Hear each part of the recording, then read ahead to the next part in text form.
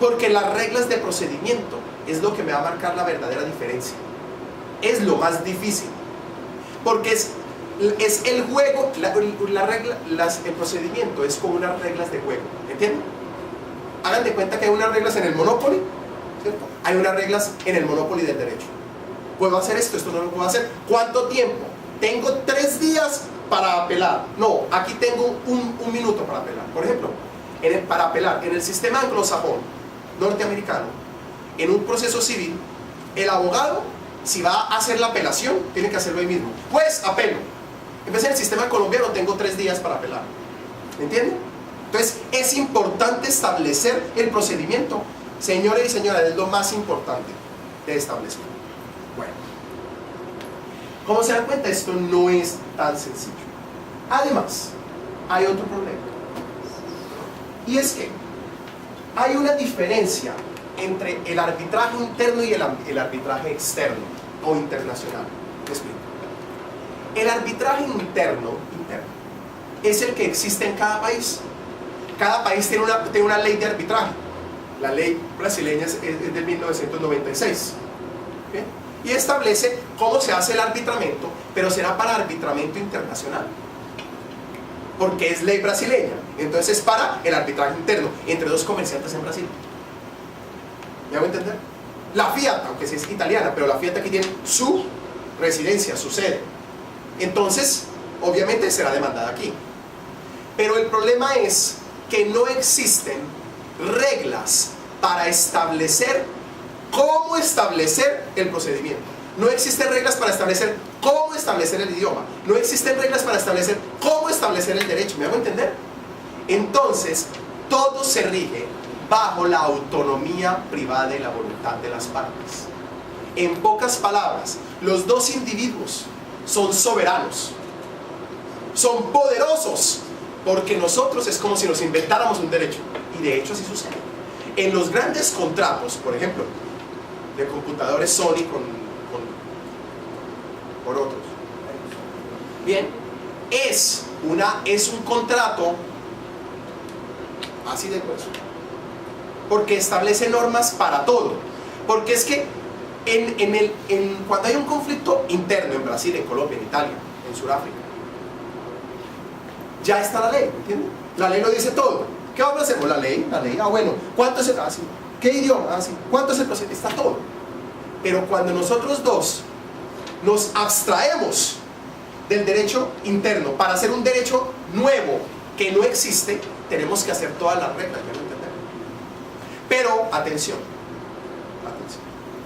yo lo digo a ustedes como comerciantes, como personas de administración de empresas, de empresarios. Muchas veces, cuando un contrato es muy grueso, muy largo y con lenguaje jurídico muy complicado, eso puede perjudicar la real finalidad, y es el comercio. Entonces, por lo general, háganlo de una forma muy sencilla, ¿cierto? Pero que incluya todo. Y otra cosa, las empresas multinacionales o las empresas pequeñas que tienen que ver con el derecho internacional, es decir, que hacen contratos con el, o como, vuelvo y digo, como consumidor, como productor, como suministrador, como lo que sea, es bueno que pongan dentro de su estrategia de marketing, dentro de su estrategia de administración, una buena asesoría legal dirigida a evitar conflictos futuros. ¿Me hago entender? Porque es que es muy costoso si usted no prevé estas cosas. Es supremamente costoso. Porque necesita contratar un abogado en el exterior. Bueno, puede que en Colombia el abogado sea barato. ¿Listo? Pero hay un problema. ¿Usted conoce al abogado? ¿Cómo es el contacto con él? Necesito un reporte.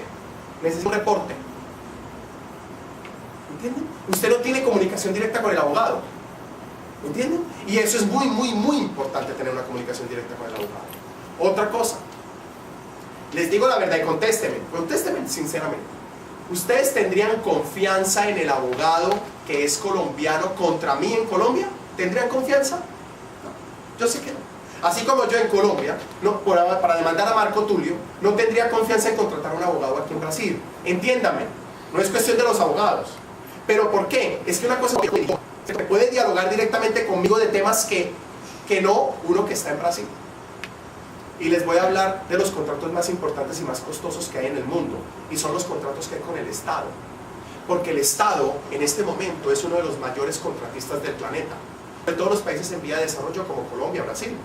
Bueno, Brasil está más desarrollado que Colombia en muchos aspectos, pero está todavía en vía de desarrollo.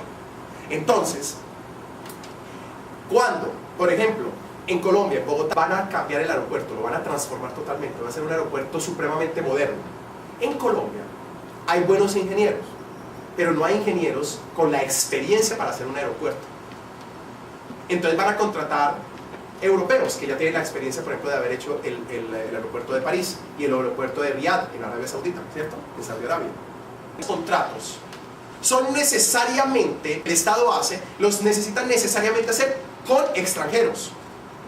¿Me hago entender? Supongamos que aquí se va a hacer un tour para atravesar mitad de Brasil. Los italianos son los mejores en el mundo en hacer túneles. O hacer una hidroeléctrica. Los ingenieros europeos son muy buenos. Los ingenieros brasileños o colombianos, yo pues con respeto a Brasil, a lo mejor no tienen la experiencia, ¿me hago entender? Entonces, ¿qué se hace? Se contrata con una multinacional de construcciones extranjera. ¿Pero quién es el que contrata? El Estado. Pregunta: ustedes como administradores, dirigentes, manager de la empresa de construcción extranjera, ¿tendrían confianza en demandar al Estado colombiano en Colombia? ¿Me entienden? Demandar al Estado colombiano en Colombia, ¿tendrían confianza? Menos. Entonces, en esos tipos de contratos es necesario establecer una cláusula. En estos tipos de contratos hay muchos riesgos. Hay muchos más, no los quiero cansar. Bien, la hora, el aire acondicionado, yo sé. Esta hora es muy difícil.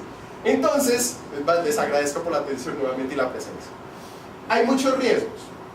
Y esos riesgos son infinitos. Hay muchos más jurídicos que no quiero tratar ahora porque son muy técnicos y son aburridores.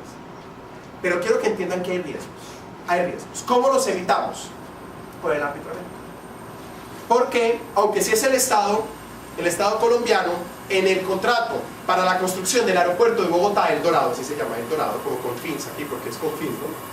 Yo pensaba que Confins era una ciudad de Confins en el Confín, ¿no? El nombre es perfecto.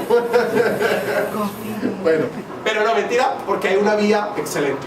Excelente.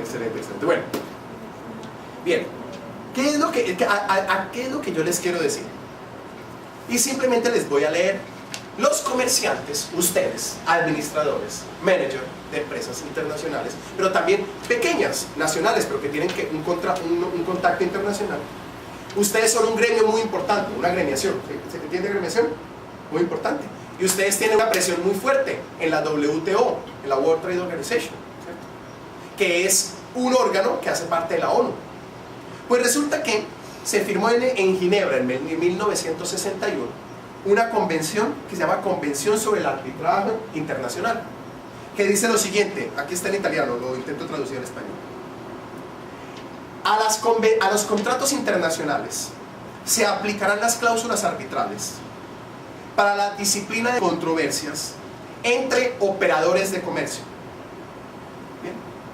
Cuando las personas físicas o jurídicas, personas o empresas, por ejemplo la universidad, supongamos que la universidad Nuevos Horizontes hace un contrato con una empresa, a la universidad le va a tocar analizar el aspecto.